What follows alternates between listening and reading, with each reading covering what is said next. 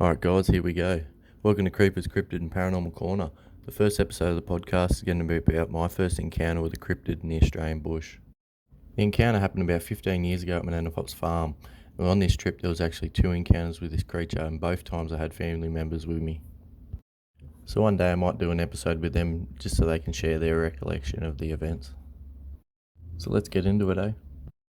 So as I was saying, the encounters happened about 15 years ago down my Nan and Pop's farm, which is about 3.5 hours southwest of Sydney. It wasn't really classed as a farm, but more of a family getaway from the city.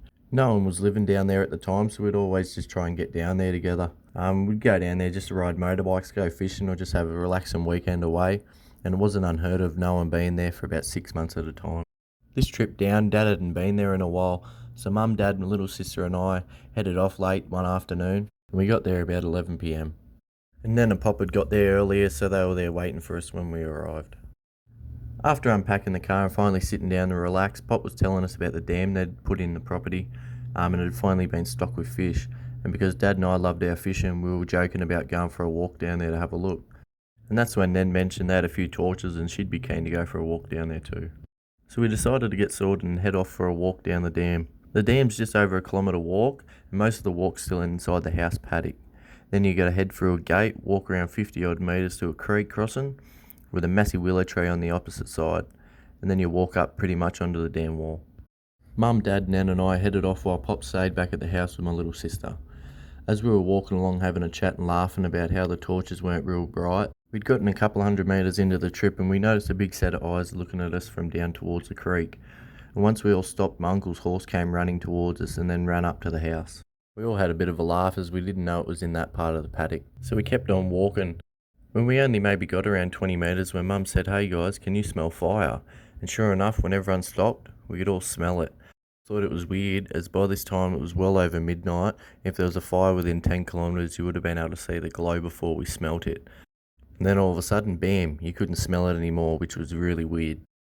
Nan said, "Oh, maybe someone's camping down the dam." But even she said if that was the case, we would have seen the glow. So we thought it was really odd and headed off to find out what was going on. So off we walked, and we were only probably about 30 metres off the gate when Mum said, "Stop, can you hear that?" It sounds like fire, but because Dad and I were talking, at first we didn't even hear it, but once we stopped and we could hear the roar of a big bushfire, we all said, "Where is it coming from? We can't smell it anymore, but can hear it roaring away," and still couldn't see any glow of. This is when Nan said there must be someone squatting down the dam that's got a fire going. But at the same time, we weren't that far off the dam by now, and if there was a fire, we would have smelt it and would have been able to see the glow off the embers burning. No, there was nothing at all. So we headed off again, and as we came through the gateway, we headed down towards the creek crossing and all hell broke loose. Over the other side of the creek, there was a massive crash and a bang noise, like the big willow tree had just been snapped in half. And after the crash bang, there was this really odd noise in the sky. And as I yelled out, "What was that?" a massive branch smashed into the fence behind us. And then there was a massive bang again over at the willow tree, and that's when we all took off running for the house. We all stopped to close the gate, and that's when Dad said, "Just leave it, whatever it is down there isn't going to worry about a fucking gate."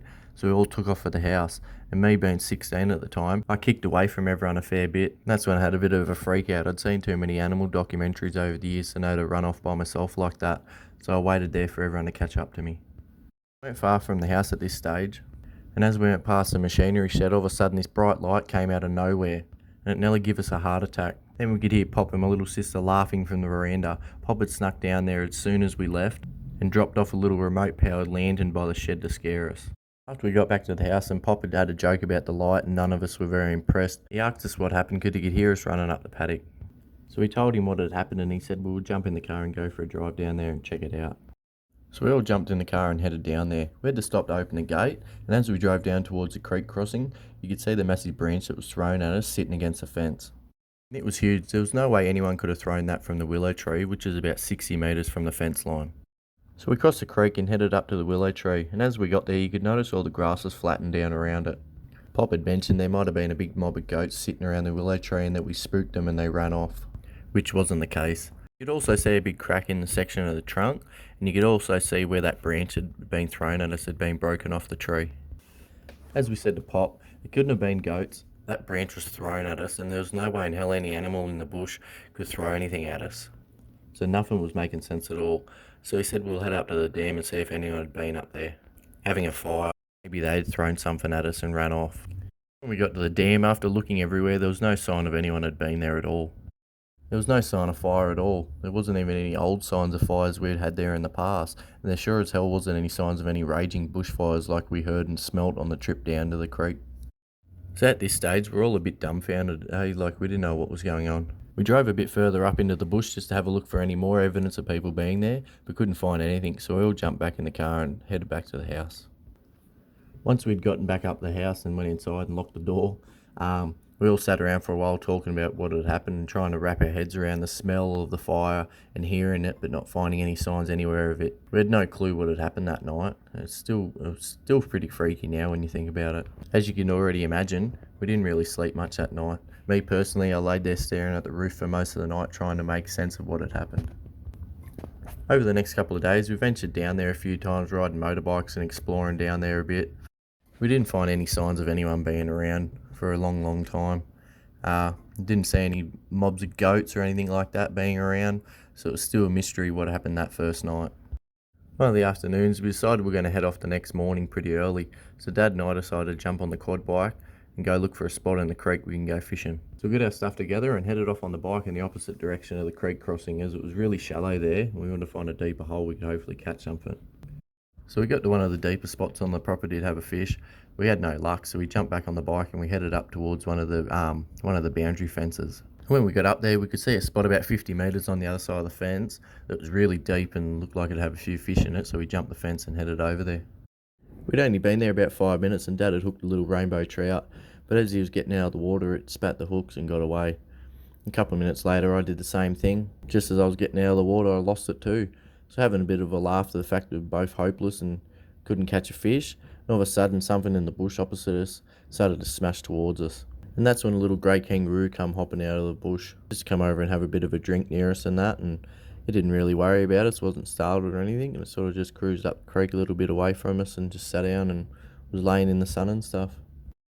We had a bit of a laugh together and we were thinking, oh shit, maybe it was that thing from the other night, but definitely wasn't. And once a kangaroo come out and that, we were really laughing and that. We're like, oh yeah, friggin' idiots. We're a bit worried from the other night, but it all come pretty good and we kept fishing. After about 15 minutes of fishing, it was almost getting to the point to head back to the house as it was starting to get dark. We had no torches and we heard something in the bush again. We had a bit of a joke and a laugh thinking, oh, here's another kangaroo coming out to get a drink again. That's when it got really loud. It was about 50 times louder than that first kangaroo that had come running out towards us. And that's when we realised it was actually further back in the bush, and the closer it got towards us, you could actually hear that it was running on 2 feet and not hopping. This is when we looked at each other and said, what the fuck is that? The closer it got, it was like, you could tell easily now that it was actually running on 2 feet and not hopping. And when we looked up the creek and we see a little grey kangaroo, and it popped its head up, and then it was looking at us, and you could see the fear in its eyes. And then it took off like its life depended on it. So this is when we jumped up and sprinted for the bike. We jumped the fence and got on the quad bike, but it wouldn't start. Dad had to jump off and muck around with it a bit, and then he ended up having to pull start it. We finally kicked it over and we took off up the house. Once we got back to the house and were telling everyone what had happened, they all had a bit of a laugh and joke and said it was probably just a bigger kangaroo coming out to check us out. But we knew the sound we heard, and it wasn't a kangaroo hopping or anything, it was something massive running on 2 feet through the bush. It was way too big and way too heavy to be a kangaroo, and the fact you could actually hear the steps it was taking, it wasn't hopping or anything, like we knew it wasn't a kangaroo. And just the fact the way it was smashing through the bush, like a kangaroo wouldn't do that, they just sort of hop around and find an easy way. They just ran through the thick bush straight at us. And that's when Dad said it might have been a yowie, and they all had a bit of a laugh, and I said to him, what's a yowie? That's when Dad explained to me that it was just the Australian name for Bigfoot. Indigenous people called him that, and they talked about him. And there'd been stories about him being seen not far from our house in southwest Sydney. So I asked Pop if I could jump on the laptop and look him up. Now, about 15 years ago, and it's been so far from Sydney, you can imagine how good the internet was. Took a couple of minutes on the dial-up to connect up, but we were finally on having a look.